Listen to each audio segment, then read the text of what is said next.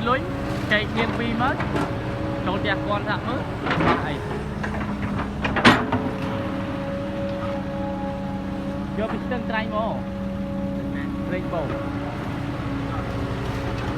ហើយយកពីស្ទឹងត្រែងមកសល់កន្លះកាចាកលទៅធ្វើអីក្នុងនោះมันច្រាប្រេងមកប្រេងពាន់ទៅយកក្នុងវិញ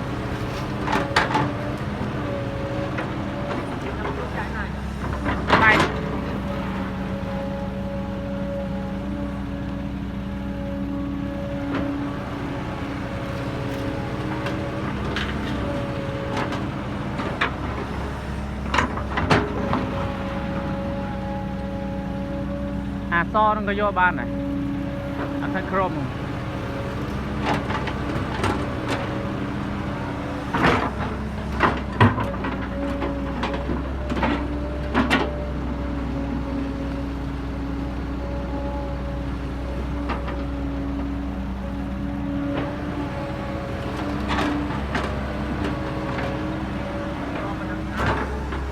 តែបានតែខែហ្នឹងទេខែផ្សាររត់ឃើញខ្ញុំជឿអត់